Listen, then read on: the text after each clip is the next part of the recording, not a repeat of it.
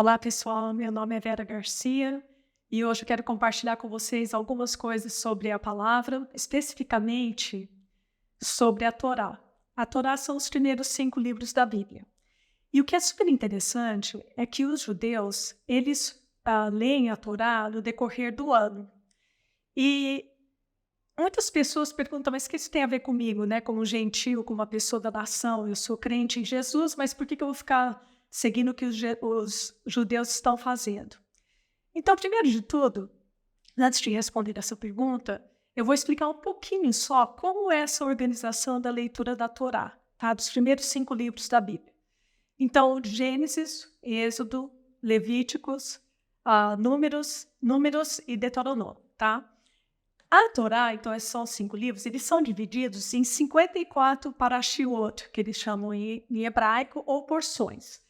E cada parashá, né, que é uma porção, ela também é dividida em 7 porções menores, tá? Isso é super importante, mantenha isso na sua cabeça, porque no finalzinho, você vai ver como isso é super pertinente para nós. E o nome parashá, o nome da parashá, cada parashá tem um nome, né? Ele é tirado da primeira ou das primeiras palavras do versículo da qual ele começa. Por exemplo, Gênesis 1 fala, no princípio Deus criou. Então, a primeira parashá começa em Gênesis 1:1 e ela chama Bereshit, que é no princípio, tá? Isso para vocês terem uma ideia. Então, os judeus de todo o mundo, eles leem a Torá durante o ano. Alguns leem toda ela no sábado, então aquela porção, né? Geralmente são 3, 4 capítulos, 6 capítulos às vezes, inclusive. Eles leem durante o culto deles, né? Toda a Torá. Outros leem só uma parte. Lembra que eu falei que tem 7 partes? Então, no primeiro ano eles leem a primeira parte, no segundo ano eles leem a segunda parte, e no período de 7 anos eles leram a Torá inteira durante o culto da sinagoga. E quando há um ano bissexto, aí às vezes eles leem uma parashá e às vezes, quando não é o ano bissexto, às vezes tem 2 parashás, parashiot, como eles falam, né? Então aí depende, mas isso dá para você ver depois, se você estiver interessado em ler. A gente vai colocar um link aí abaixo do vídeo para você ter essa informação em mãos. A última porção, dentro da porção, ou seja, a parashá, né, que tem a porção, são 4, 5 capítulos. Dentro da parashá tem 7 porçãozinhas menores, e a última é chamada maftir, que, fica aí na tua cabeça, porque no final você vai ver como isso é pertinente para a gente. E ela é chamada de maftir, que significa conclusão. E significa que quem acaba de ler aquela parte da Torá vai ler uma porção dos profetas que chama Haftorá. Então, toda semana tem a porção da Torá e da Haftorá, que é dos profetas, a Haftorá, tá? Os judeus messiânicos, que são os judeus que creem que Jesus é o Messias, eles também eles inserem nessa leitura uma leitura do Novo Testamento. E essa leitura do Novo Testamento está ligada com a Parashá, com os capítulos lá da Torá, assim como a Torá também está ligada em conteúdo com o que é escrito na Torá, tá? Então, os profetas vão estar referindo de alguma forma àquela passagem. E é assim que funciona a coisa. Isso foi organizado lá por volta do século 6 a.C., tá? Quando o povo de Israel foi levado ao cativeiro da Babilônia, não tinha mais templo. Então, os rabinos ficaram muito preocupados, né? Os pensadores e os escribas da Torá, como que a gente vai fazer para o povo ter acesso à palavra e ler a palavra? Então, eles criaram esse sistema nessa época, tá? Já faz muito, muito tempo. Então, foi uma maneira deles manterem-se ligados à Torá, a despeito de estarem na diáspora, ou seja, fora da terra de Israel e sem o templo. Ok. E o que eu tenho a ver com isso, né? Por que isso é importante para nós?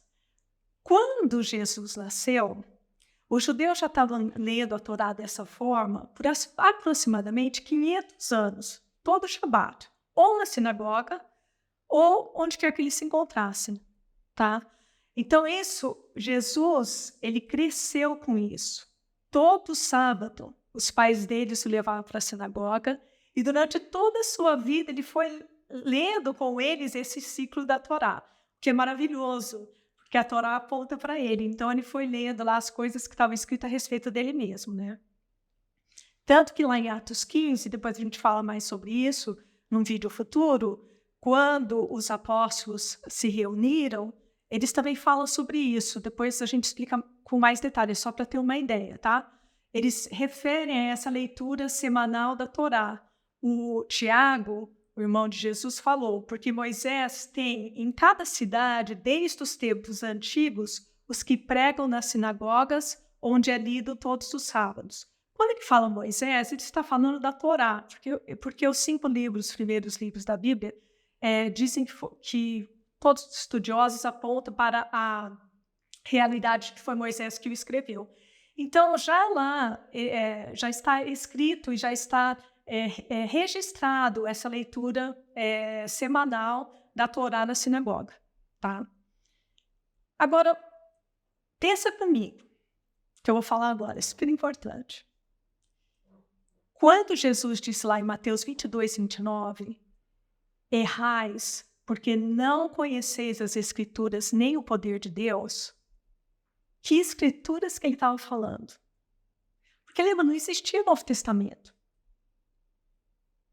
Ele estava falando da Torá, dos profetas e dos escritos. É assim que os judeus dividem o que a gente chama de Velho Testamento, tá?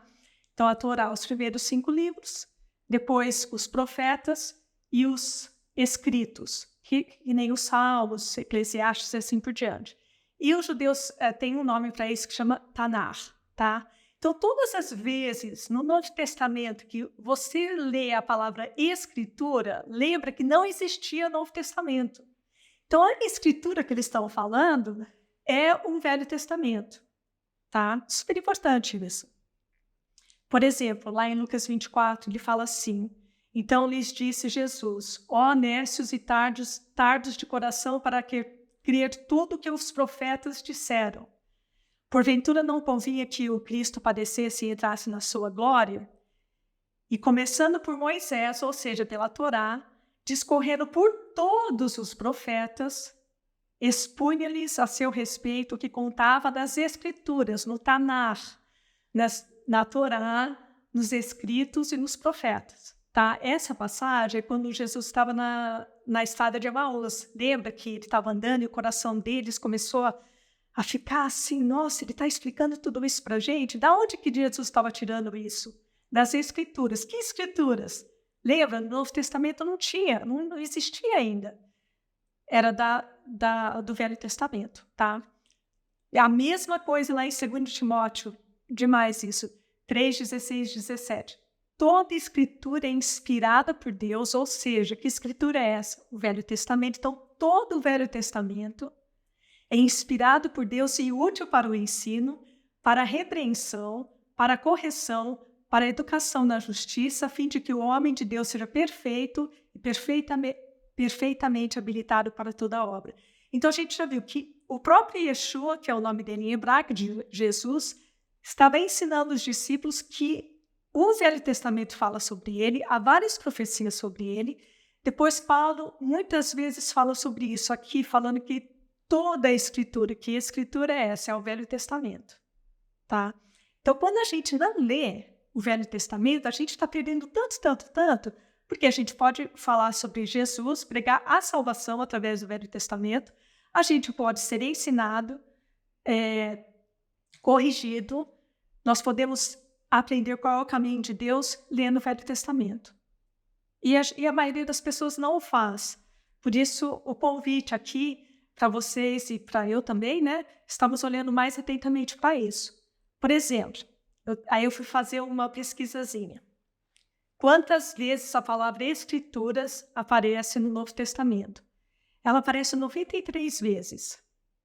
Então, alguém falando como estava escrito na palavra ou as Escrituras, 93 vezes. Agora, a ocorrência, quantas vezes ocorre, ou quantas vezes, desculpa, mas quantas vezes aparece no Novo Testamento alguma referência do Velho Testamento, há um debate, como sempre, entre os estudiosos.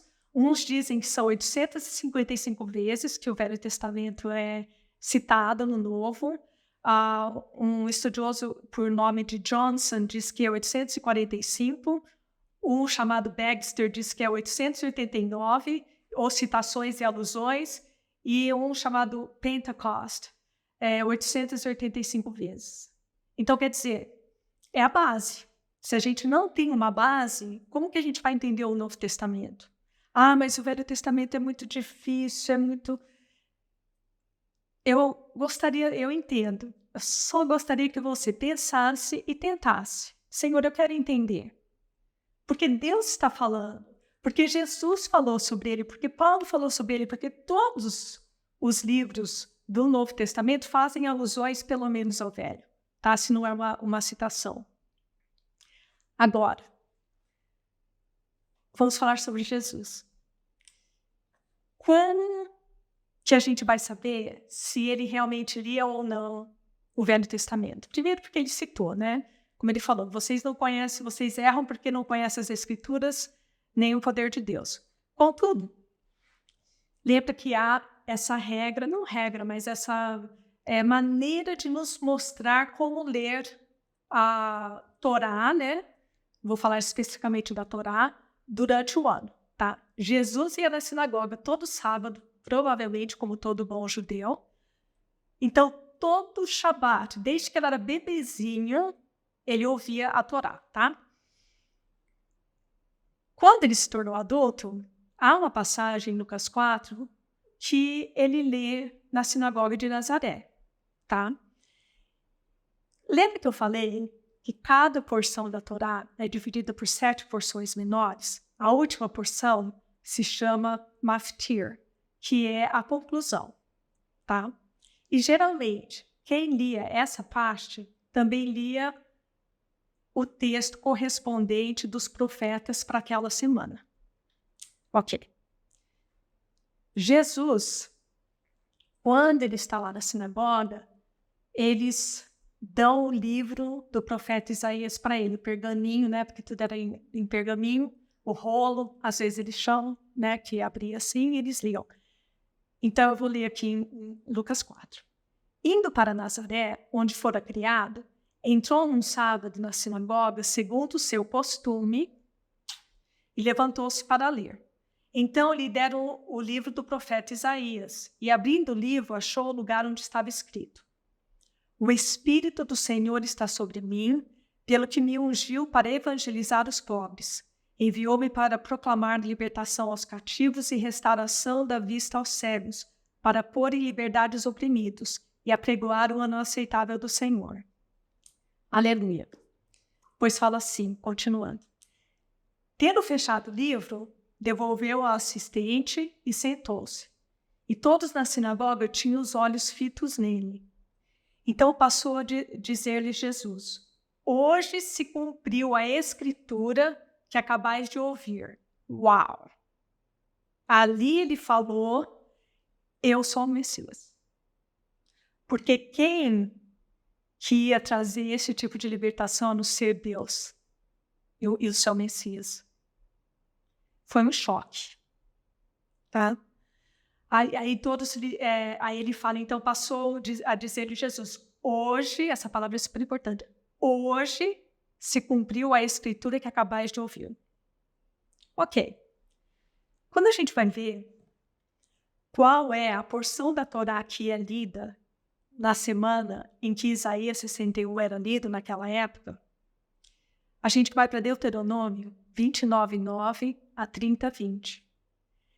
Nessa passagem de Deuteronômio, a palavra hoje é repetida 14 vezes. Então eles sabiam do que ele estava falando, porque eles tinham lido toda a Torá. Hoje, se fizeres isso, hoje, se fizerem aquilo, ele lê Isaías 61, que fala sobre o Messias. Quem que pode trazer liberdade para os cativos a não ser Deus e o seu Messias? E ele fala, hoje se cumpriu, uau. Eles ficaram assim, ó, na cabeça, né? Então, queridos, Yeshua, Jesus, né? Ele não apenas observou a Torá, mas ele cresceu lendo a Torá. E ele praticou a Torá, né? E ele é a Torá, porque ele é a palavra de Deus, né? E outra, que foi super importante isso, Jesus era judeu. Todos os seus discípulos eram judeus. Então, claro que ele ia toda semana na sinagoga, no sábado, e fazia parte do culto deles, né? É super importante. Agora, uma pausa. A gente está quase terminando. Essa passagem de Lucas 4, ela veio logo depois da narrativa de quando Jesus foi levado para o deserto para ser tentado pelo inimigo.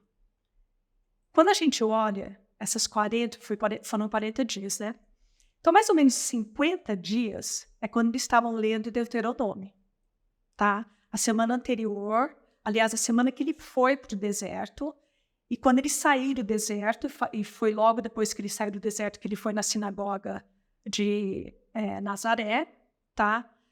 Agora imagine, quando ele foi confrontado pelo inimigo, tentado, quais foram as passagens que ele usou? Ele usou um do Salmo 91, mas as outras foi não só de fome ver ao homem, em Deuteronômio 8:3, ao Senhor teu Deus adorarás e só a ele darás culto, Deuteronômio 6:13, e não tentarás o Senhor teu Deus, Deuteronômio 6:16. Ou seja, ele estava ali, na vida dele, diária dele, lendo a porção das Escrituras, e quando ele foi tentado, a porção daquela semana ou daquelas semanas ali foi o que saiu da boca dele.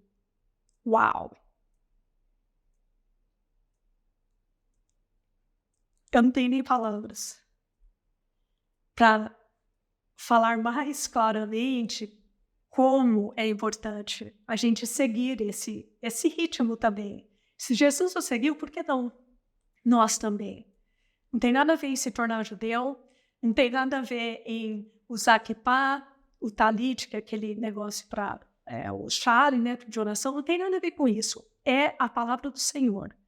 É seguir aquilo que Jesus fez.